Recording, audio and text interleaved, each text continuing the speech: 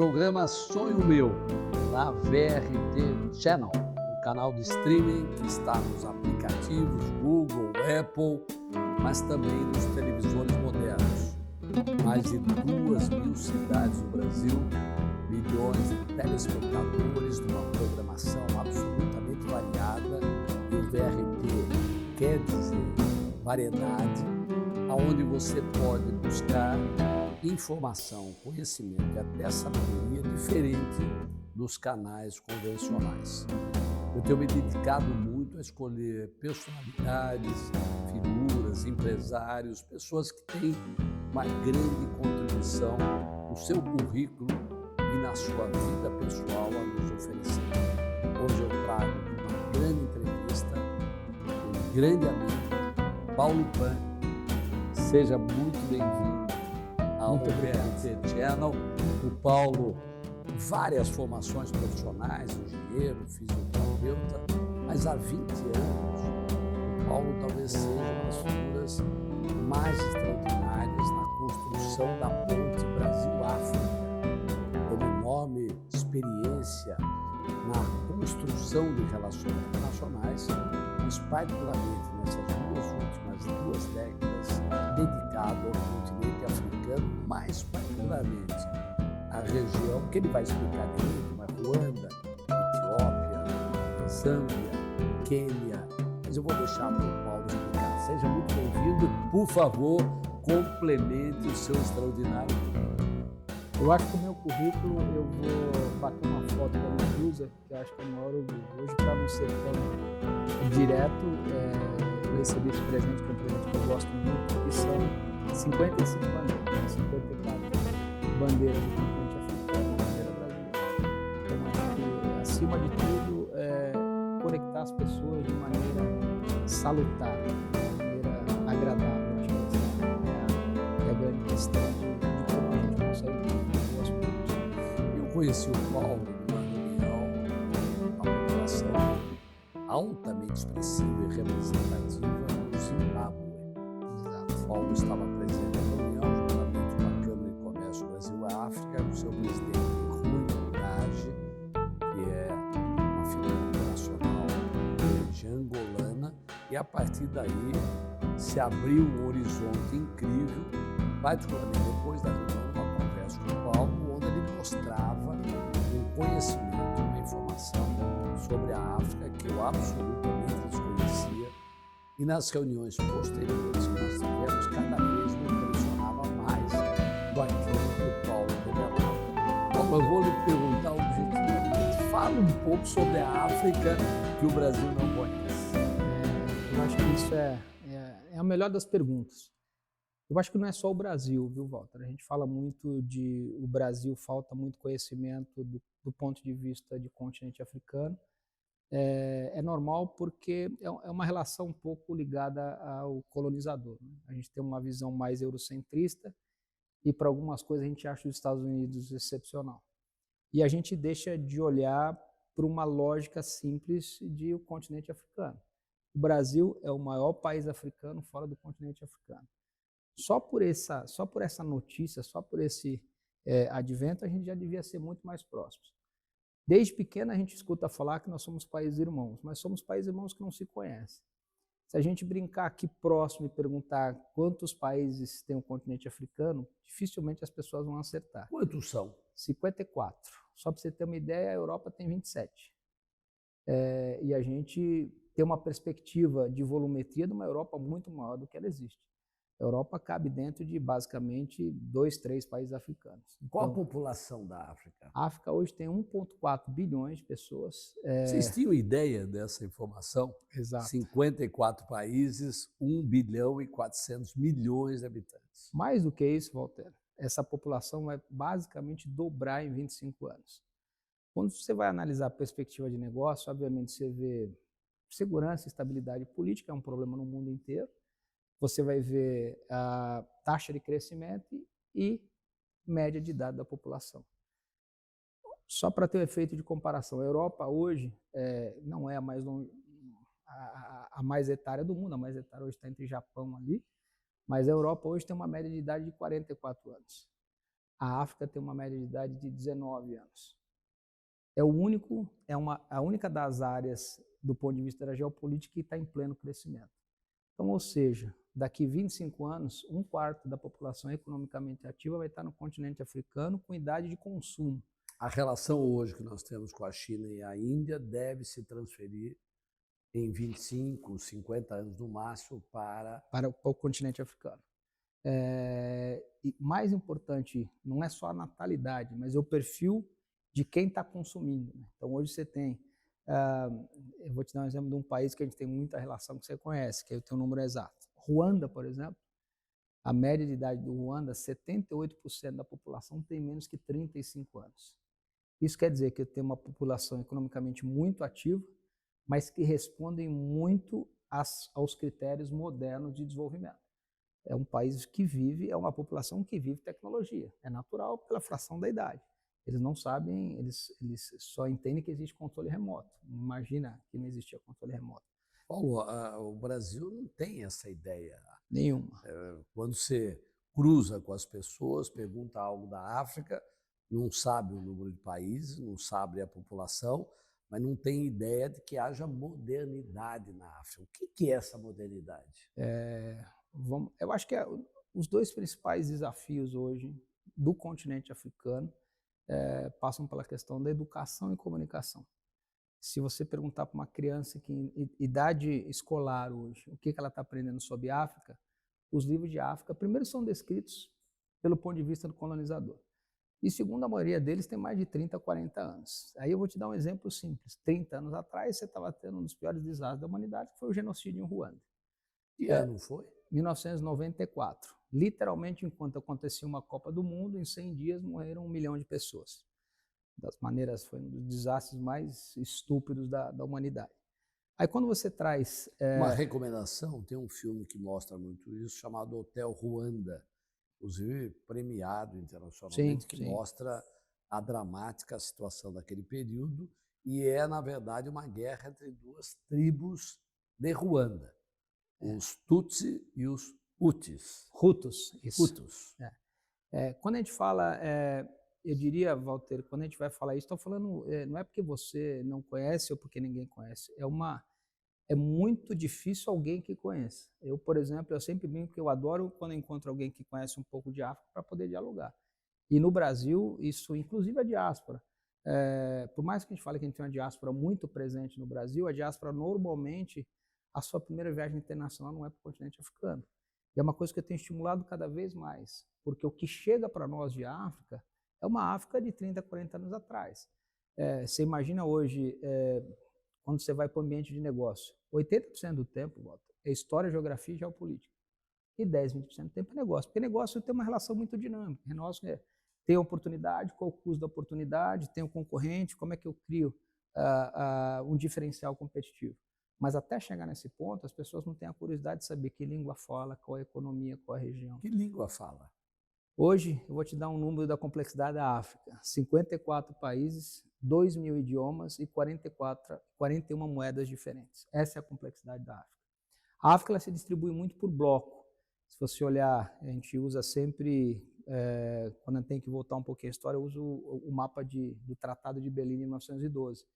Foi a partir daí que a gente começa a ter a distribuição do lusofônico, do português, do anglofônico, por inglês, do francofônico. Se a gente, para facilitar, vamos imaginar que a gente corte a África, do lado direito a gente tem o anglofônico e do lado esquerdo o francofônico e o português perdido ali no meio. Eu sempre uso esse mapa para refletir o que acontece até o dia de hoje.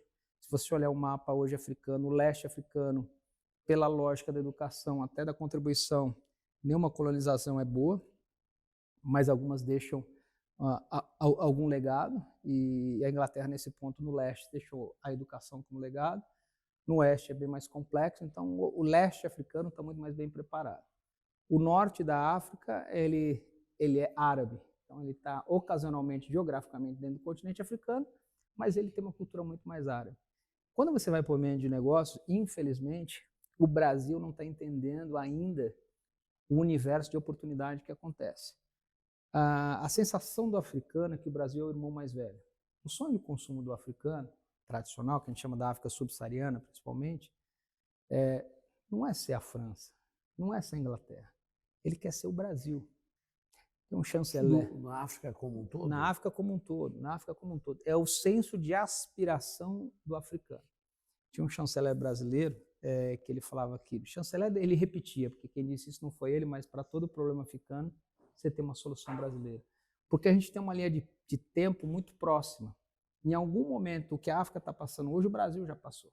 Haja visto que a gente está investindo muito na questão da agricultura. O grande diferencial do Brasil hoje é que a agricultura passou a ser tecnologia. E se você imaginar que 60% da terra arável no mundo está no continente africano, quem vai resolver o problema de fome no mundo é o Brasil e o continente africano. Vamos facilitar um pouco a vida dos nossos telespectadores e telespectadoras. Você fala em leste, fala oeste, fala norte. Dá alguns exemplos de cada um, só para a gente poder Vamos lá. Se sintonizar. Lá no norte, a gente, em algumas vezes, não lembra, você vai ter o Egito.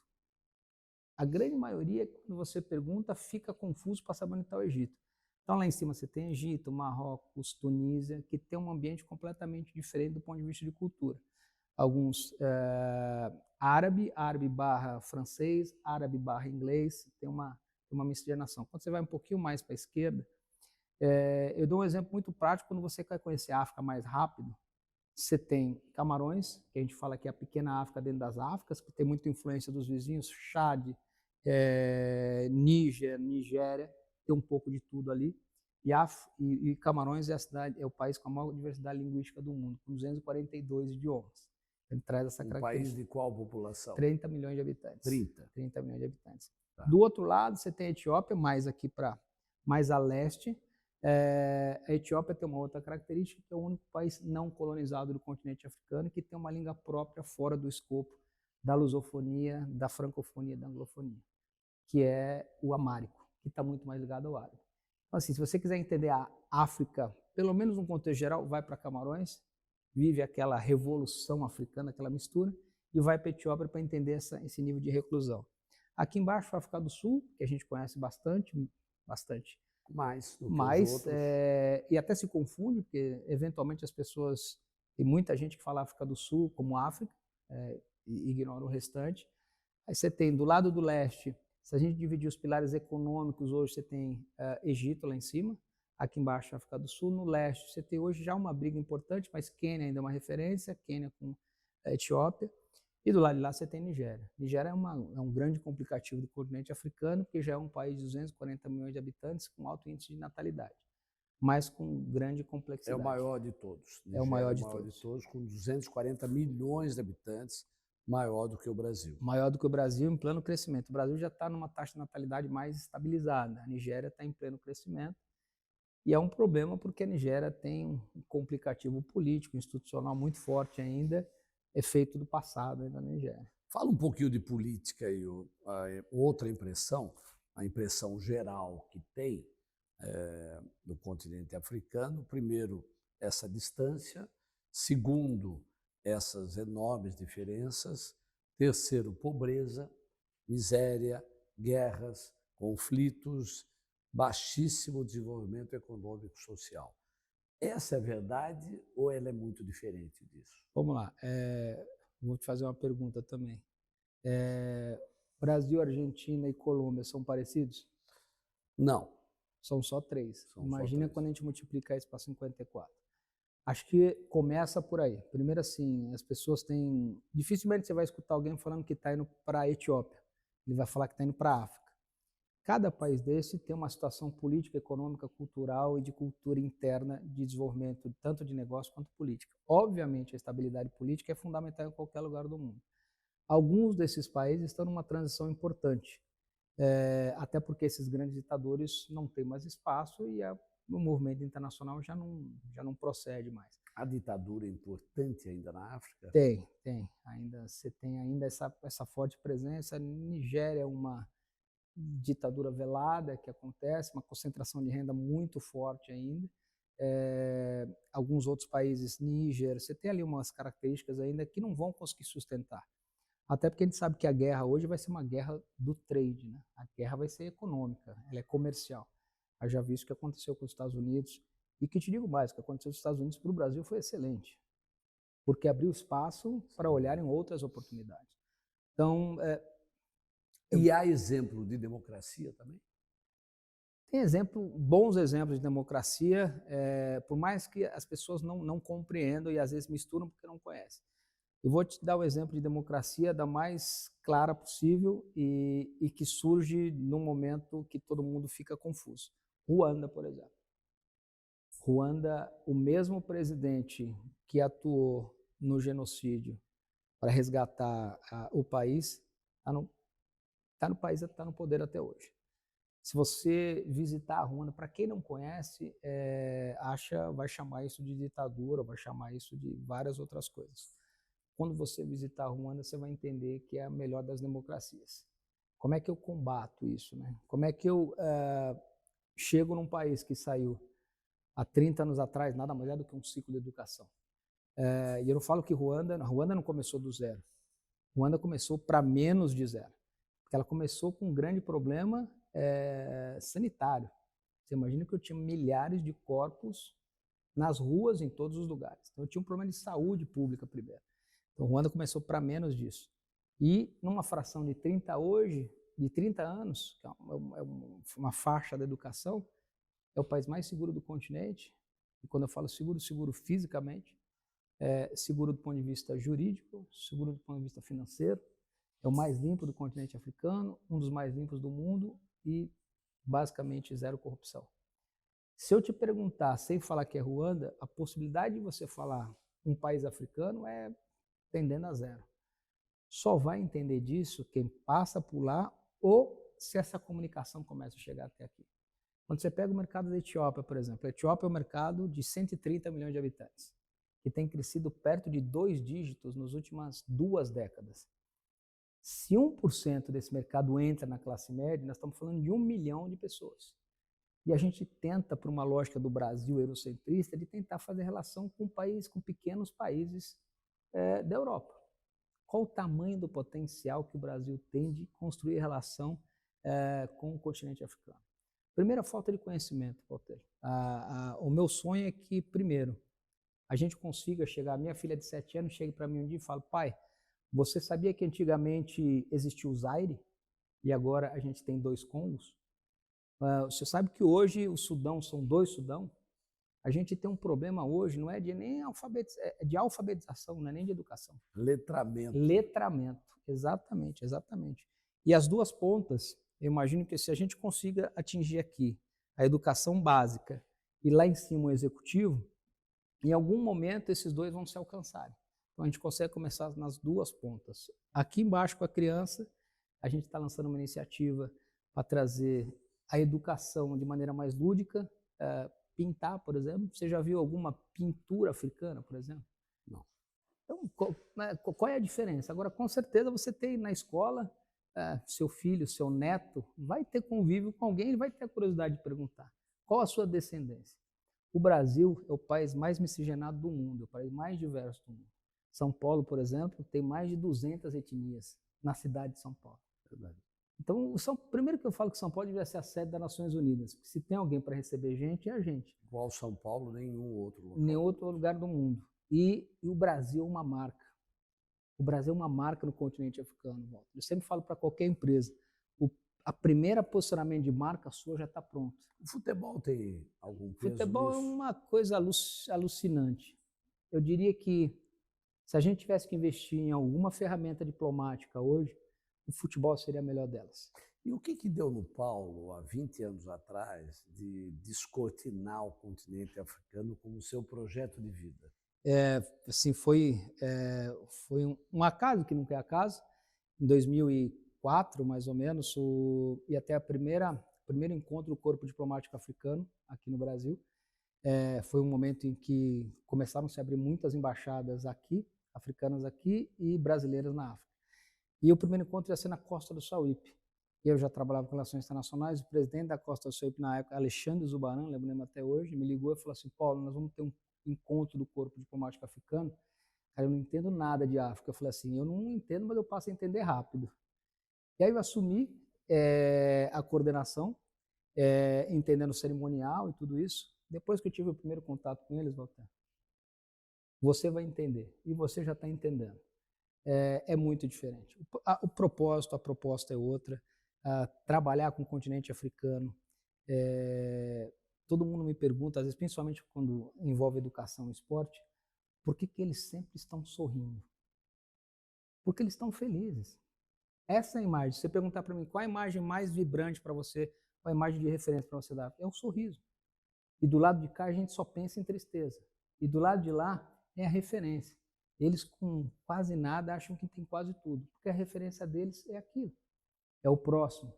O último estágio que a gente tem, a gente fala muito do Ubuntu, por exemplo, que as pessoas... Explica o que é Ubuntu aí para o pessoal. Ubuntu assim, para resumir, é o senso de coletivo. Eu não consigo estar bem se você não estiver bem. Tem várias campanhas, por exemplo, eu já vivi isso algumas vezes. Dificilmente você vai levar 10 pares de tênis para uma criança, para as crianças, e ela vai conseguir ver um amiguinho sem. Você vai ver 20 pés de tênis. Ela vai dividir o pé de tênis com alguém. Isso é um senso de coletivo, que quanto tempo você demora para colocar isso? Como é que as pessoas hoje, você pega hoje o mercado do capital, sim, direto. As pessoas, elas perdem a referência de para que ela está ganhando dinheiro. Ela às vezes nem gosta do carro, mas ela precisa daquele carro para dizer que ela conseguiu chegar no ponto de ter aquele carro. Faz parte da cultura africana. Faz parte da cultura africana. O Ubuntu. Ubuntu. Se você vê, por exemplo, é muito lindo ver nas ruas, por exemplo, crianças de 4, 5 anos indo para a escola de mão dada sozinha. Porque ele tem um espírito de sobrevivência natural. A relação de grupo, né? Isso é a relação da matilha. Como é que é melhor, como é que é mais fácil de eu sobreviver? Em grupo. Dificilmente você vai ver um africano sozinho. Dificilmente você vai ver um africano sozinho. Quais são os temas que vinculariam mais Brasil e África? Primeiro de todos, a questão gente. A gente é muito africano sem nem perceber, culturalmente. O esporte é a ferramenta mais perfeita para fazer essa conexão, lembrando Mandela que o sonho dele é que um dia que o esporte pudesse mudar o mundo. Uma relação direta econômica é a agricultura. 70% da base do continente africano está baseada em agricultura, e o Brasil é hoje, se não a maior, uma das maiores potências do mundo, tendo em vista o que ele faz hoje na tecnologia. Saúde. Por que saúde é tão fundamental? Primeiro que o Brasil é a referência global, justamente por causa dessa diversidade, e porque o Brasil é o país mais africano fora do continente africano. Todo tipo de pesquisa e de relação direta é muito mais lógico essa relação com o Brasil do que qualquer outra nação do mundo.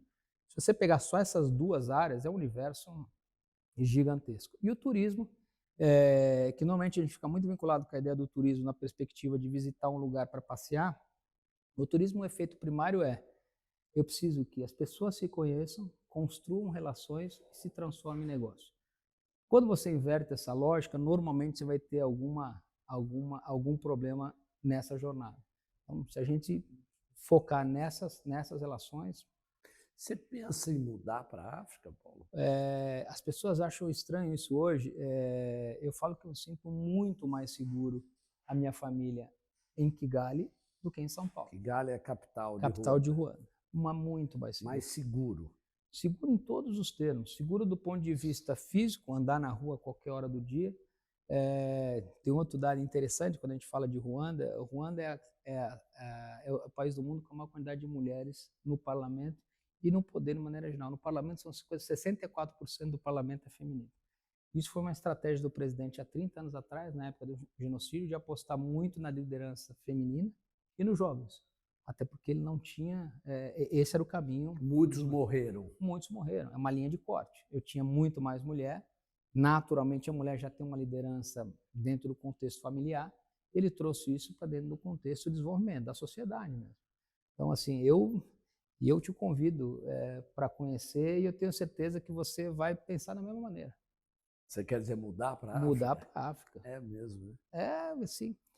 Walter... Tanto turístico como até de moradia. Você acha que sem sombra de dúvida. Você imagina assim, tem 3 quesitos fundamentais que você vai pensar sempre quando você vai mudar, né? Você vai pensar segurança, quanto custa e quanto vale estar no lugar que você se sinta seguro.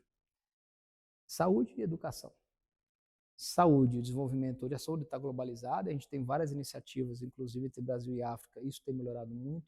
Educação é outro cenário globalizado. Agora tem uma coisa que ninguém tem lá, gente. Como você lida com gente lá?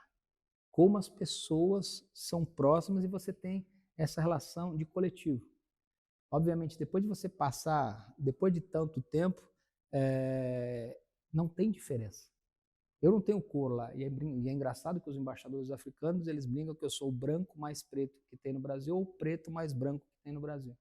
Essa relação da cor a gente nunca discutiu. Isso Coisa nunca. que é muito forte nos Estados Unidos, no Brasil, na Europa. A gente o racismo está enraizado. Pode negar, mas está enraizado.